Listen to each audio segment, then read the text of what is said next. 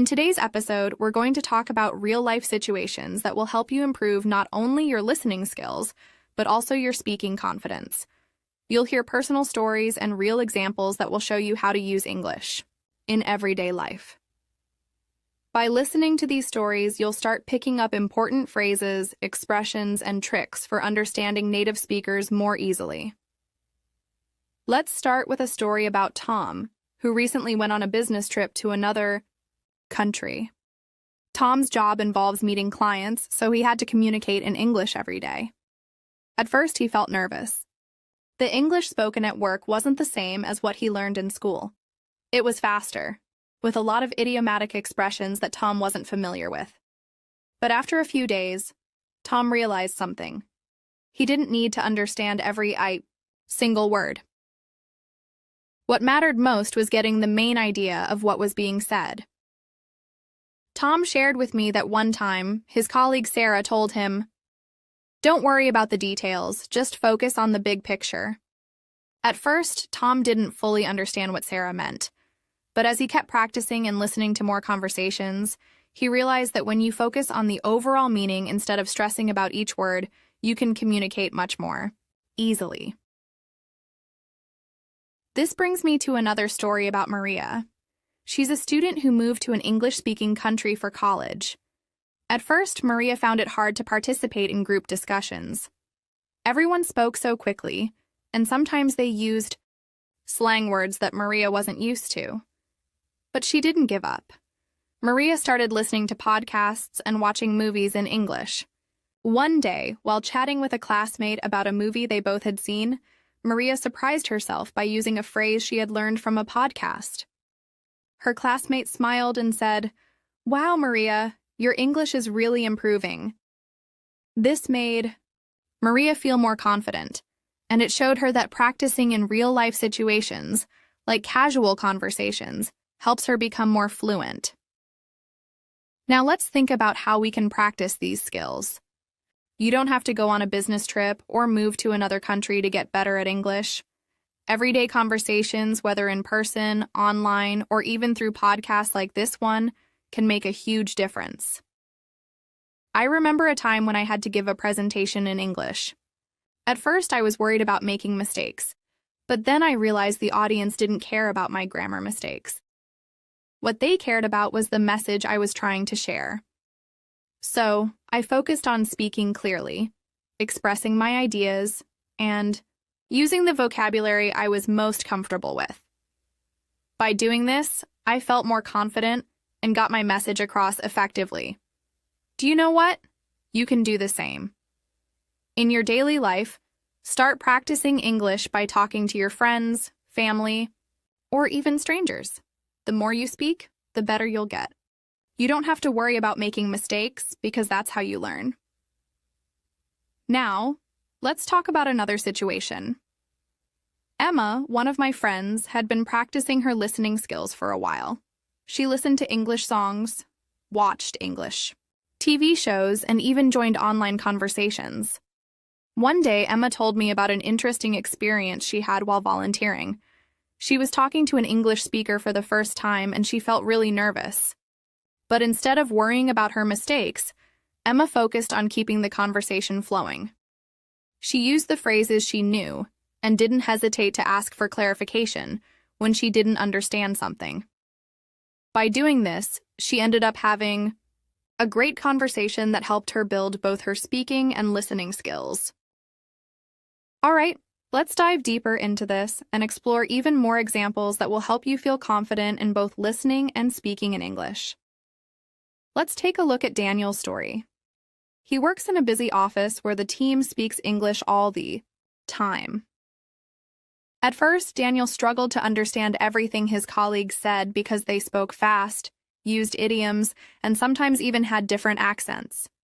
But one day after a team meeting, Daniel realized something important. He wasn't going to get better just by listening passively. He needed to be active in the conversations. So Daniel decided to take small steps. He began to ask questions whenever he didn't understand something. Instead of feeling embarrassed, he started saying, "Sorry, could you explain that again? I didn't quite catch it."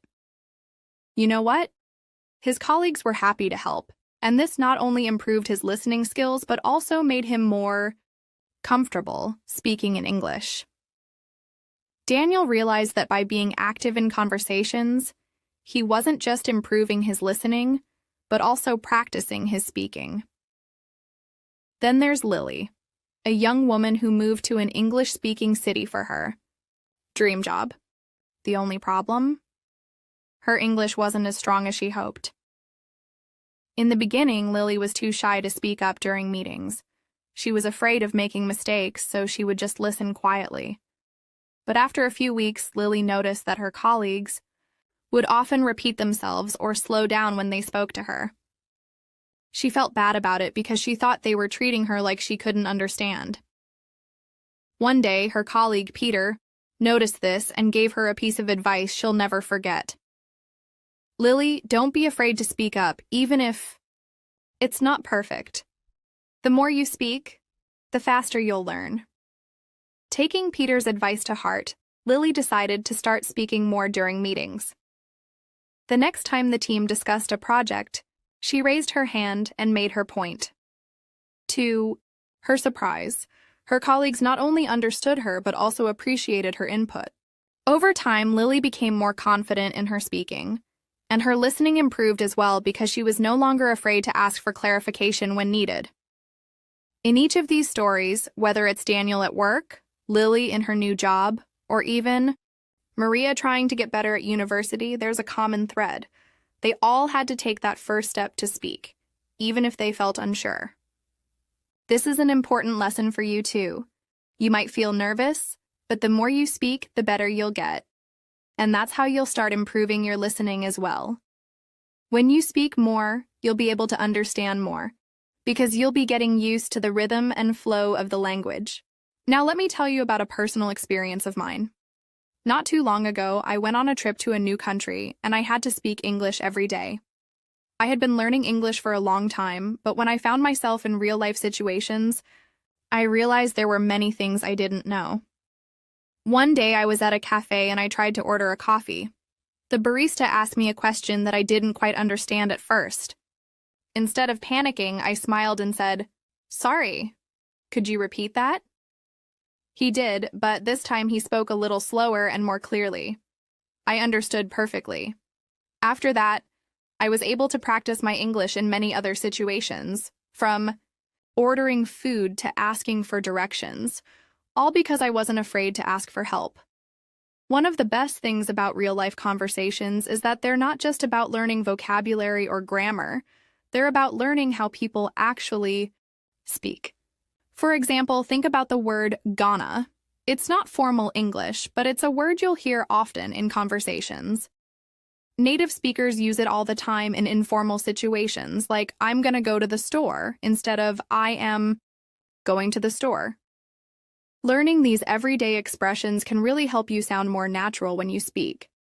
Now let's talk about something that often confuses many learners: the difference between formal and informal English. In your everyday life, you might encounter both situations. For example, let's say you're emailing a boss or teacher. You might say, "I would appreciate your response at your earliest convenience." But when you're texting a friend, you might just say, "Hey, can you get back to me when you can?" Both ways are correct, but they're used in different contexts. The more you practice, the better you'll understand when and how to use these different forms of English. Another helpful way to improve both listening and speaking is to watch videos in English and try to repeat what the speakers say. This technique is called shadowing. Shadowing is when you listen to someone speak and repeat what they say, trying to match their speed and pronunciation. For example, you could watch an English TV show or a video on YouTube and repeat what the characters say right after they say it. This will help you improve your pronunciation, intonation, and fluency. I remember the first time I tried shadowing. I watched a video where a woman was explaining a recipe in English. I repeated her words, trying to match her voice tone and speed. It felt a bit strange at first, but after a few weeks I noticed that I was speaking more smoothly and with more confidence. Shadowing is a simple but powerful technique that anyone can use to improve their skills. Now, I want to share something that's very important: making mistakes. Mistakes are a natural part of learning a language. You'll probably make mistakes while speaking, but that's okay. I've made plenty of mistakes myself. In fact, I still make mistakes sometimes, but every mistake is a chance to learn. So, don't be afraid of making them. Instead, embrace them. When you make a mistake, try to correct it and learn from it. It's all part of the process, and it's how you'll improve your English over time. As we continue to explore how real-life situations can improve your English, I want you to think about your own experiences. Have you ever had a conversation where you felt nervous, but afterwards you were proud of yourself for speaking English? Think about how that moment helped you grow. Every time you speak English, even if it's just a small conversation, you're getting better. And it's through these little moments that you'll gain the confidence to speak more fluently and understand English more easily. Let's dive even deeper into how we can use real-life experiences to improve your English listening and speaking skills. We're going to talk about more personal stories and situations where you can relate and learn from. This will give you a solid understanding of how you can apply your English in different situations. Remember that as you improve your English, it's important to be patient with yourself. There's no need to rush. Learning English is a journey, and every small step brings you closer to fluency. When you look back at your progress, you'll see just how far you've come. Now, let's explore how everyday life situations can be your best English teachers. Let me start by telling you about my friend Emma. Emma has been living in an English-speaking country for a couple of years now. She moved there for her job, and, like many learners, she was excited but also nervous. Her biggest struggle was speaking at work. Emma works in customer service, which means she talks to many customers throughout the day. At first, she would get really anxious whenever she had to speak on the phone. She was afraid she would make a mistake or not understand the customer well, but Emma decided to face her fears head-on. One day, a situation came up that tested her English skills in a big way. She received a call from a very upset customer who was speaking quickly and using some complex vocabulary. Emma could feel the pressure, but she knew she couldn't avoid the situation. She took a deep breath and, instead of panicking, she asked the customer to slow down. She said, "I'm sorry, could you please speak a little slower? I want to make sure I understand everything." The customer was surprised but appreciated her honesty. It turned out that the customer wasn't angry with Emma. It was just a misunderstanding about a product, and everything was fine once they cleared things up. This experience taught Emma an important lesson. It's okay to ask for clarification when you don't understand something. It doesn't make you less competent. It makes you a more effective communicator. And after this experience, Emma became much more confident in her conversations at work. This also improved her listening skills because she got used to slowing down conversations when necessary, allowing her to understand better. She practiced patience with herself, and in time, her confidence grew. Now let's talk about Mark, a student who had just moved to study in an English-speaking country. Mark had taken English classes for years back home, but real-life conversations were a whole different challenge. On his first day of school, Mark was nervous about talking to his classmates. The idea of chatting with strangers was a little overwhelming, especially when everyone else seemed so confident. He wondered if he would be able to understand them, or if they would laugh at him if he made a mistake. On his second day, Mark had to work on a group project with some classmates. They were discussing the project in the hallway, and Mark decided to join the conversation. At first, he just listened, not wanting to make a mistake. But then, one of his classmates, Anna, looked at him and said, "Mark, you have some great ideas. Why don't you tell us what you think about this part of the project?" That moment gave Mark the confidence he needed. He spoke up, shared his thoughts, and his classmates listened carefully. It felt amazing for him. Not only did he improve his speaking, but he also found that the more he participated in discussion, the lesson here is that speaking in English doesn't always have to be perfect. It just has to be real. The more you speak, the better you'll get. Mark learned that he could express himself in English even if it wasn't perfect. And when you speak, your listening skills also improve because you start to notice how people respond to you, how they explain things, and how the conversation flows. Let's now focus on real-world interactions that you might encounter every day. Take the example of going to a coffee shop. You might be ordering a drink or asking for recommendations. At first, you may only know how to order a simple coffee, but after a few visits, you'll start to understand the little details in the conversation. For example, a barista might ask, "Would you like that to go or for here?" You might not know what to go means at first, but once you hear it a couple of times, you'll start to understand it. To go just means taking your drink with you. By practicing these small conversations, you'll start building confidence in your ability to understand and speak English in everyday situations. One of my own personal experiences comes from traveling. A few years ago, I visited a country where English wasn't the primary language.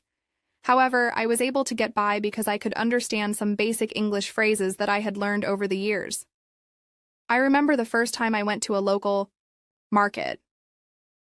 I didn't speak the local language fluently, but I knew enough English to ask the vendors questions like, "How much is this?" or "Can I have one more?" Just using these simple questions helped me feel more comfortable and connected with the people around me. I also found that many people were more than happy to help me practice my English in return.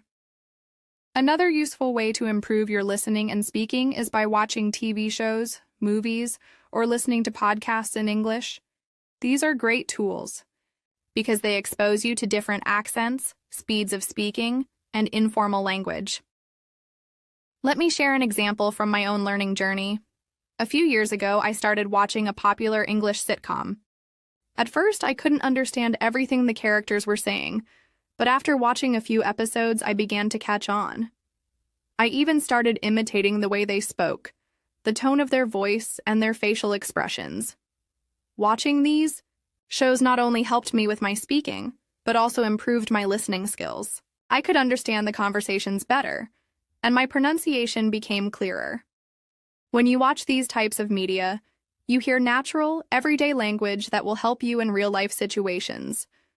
The more you listen, the more you'll notice how words are pronounced in different ways, how some words are shortened, or how contractions are used. For example, in casual speech, "What do you want to do?" often becomes "wanna do," and "did you eat?" becomes "do you eat?" Learning these shortcuts will help you understand what native speakers are saying more easily and make you sound more natural when you speak. Another important aspect of speaking is being able to tell a story or explain something clearly. Whether it's sharing something funny that happened to you or explaining how to do something, storytelling is a skill that can help you become more confident in English. Let me give you an example. I remember when I had to explain how to make my favorite recipe to a friend. I wasn't sure how to organize my thoughts in English, but I realized that if I broke the process down step by step, it would be easier for both of us. For example, I started with, "First, you need to gather all your ingredients," and continued by explaining each step clearly. By practicing storytelling, you can improve your speaking skills and make your conversations more. Remember, learning English is not just about studying grammar or vocabulary. It's about practicing real-life communication. Whether it's talking to a stranger at a coffee shop or explaining something to a friend, every conversation you have is an opportunity to improve. The more you practice, the more natural it will become. And of course, the more you listen to how people speak, the better your understanding will be. Let's continue exploring how these everyday situations and personal experiences can help you improve your English. It's important to remember that practice makes progress, and each new experience is an opportunity to become better at understanding and speaking English. Take Sarah's experience with her new job as an example. Sarah had been studying English for years, but when she started working at a multinational company, she was nervous about speaking with her coworkers. Most of them spoke fluent English, and she often felt like they were speaking too fast or using words she didn't understand. One day, Sarah was in a meeting with her boss and two colleagues. They were discussing a new project, and Sarah found it hard to follow. Everyone seemed to know exactly what to say and how to say it, but Sarah wasn't sure if she could contribute. Instead of sitting silently, Sarah decided to speak up and ask for clarification. She raised her hand and said, "I'm sorry, could you please explain that last part again?" Her boss smiled and repeated the information more slowly, making sure Sarah understood. After that meeting, Sarah realized something important. It's okay to ask questions, and it's better to clarify things you don't understand than to stay quiet and risk missing out on key information. Sarah's confidence in asking questions grew, and soon she became an active participant in meetings, contributing her own ideas. What Sarah's experience shows us is that language is not just about knowing vocabulary or grammar, it's also about confidence. Being willing to ask for help or clarification can make a huge difference in how well you understand and speak English. This kind of proactive learning helps you build your skills and prepares you for any real-world situation where communication is key. Let's take another example, this time from a traveler's perspective. John, a friend of mine, traveled to an English-speaking country for the first time. He had always been good at reading English books and listening to podcasts, but he was afraid of speaking in public. When John arrived at the airport, he had to ask for directions to the train station. It was a simple question, but it still made him nervous. He had practiced these types of questions before, but now that he was actually there, he wasn't sure if he would be able to understand the answer. He stepped up to the information desk and said, "Excuse me, could you please tell me how to get to the train station?" The person behind the desk smiled and gave him simple, clear directions. John understood everything perfectly, and he was amazed at how easy it was to follow the instructions. What he realized in that moment was that speaking English doesn't always need to be perfect, it just needs to be effective. The important thing is that he made the effort to communicate. The more John practiced asking questions and engaging in conversations during his trip, the more. Now, let's consider a situation that many people experience. Shopping. Let's say you're in a store and you want to buy something, but you're not sure how to ask for it. In a store, the typical phrases you might need could include, "Do you have this in a different size?" Or, "Can you tell me how much this costs?" You might be nervous at first, but remember that these are simple phrases that can help you in so many situations. The more you practice using them, the more natural it will feel. One time, I went to a clothing store and wasn't sure about the size of a jacket. I was looking at it and thought, what if I ask the shop assistant for help, but I make a mistake? But I realized that asking for help was more important than worrying about making a mistake. I walked up to the assistant and asked, "Do you have this jacket in a smaller size?" The assistant smiled and said, "Let me check for you." She was really helpful and understood exactly what I was asking. This experience reminded me that asking questions, even if you're not completely sure, is a great way to improve your English. And remember, most people are happy to help when you show the effort to communicate. Using real-life experiences like this in your daily routine will help you become more comfortable with speaking and listening in English. Whether you're asking for directions, ordering food, or speaking with a colleague, the more you practice, the more fluent you will become. Listening to native speakers and repeating what they say will improve your pronunciation and understanding of common phrases. This kind of practice is essential to becoming confident in any language. Another powerful way to improve your listening and speaking skills is by making English a part of your daily life.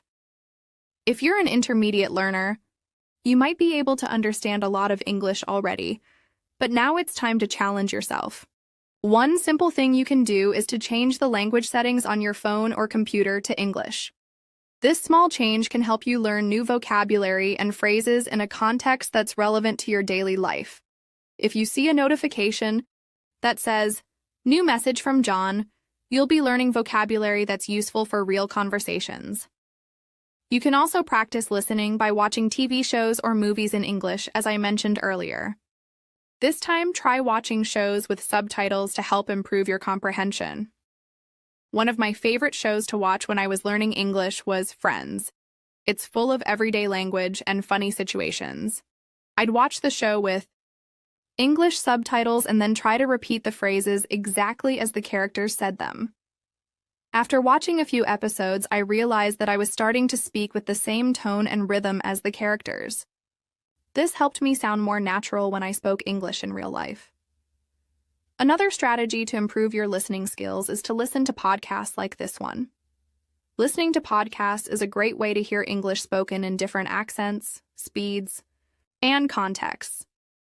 As you listen, pay attention to how people express themselves, their tone of voice, and how they use phrases in real conversations.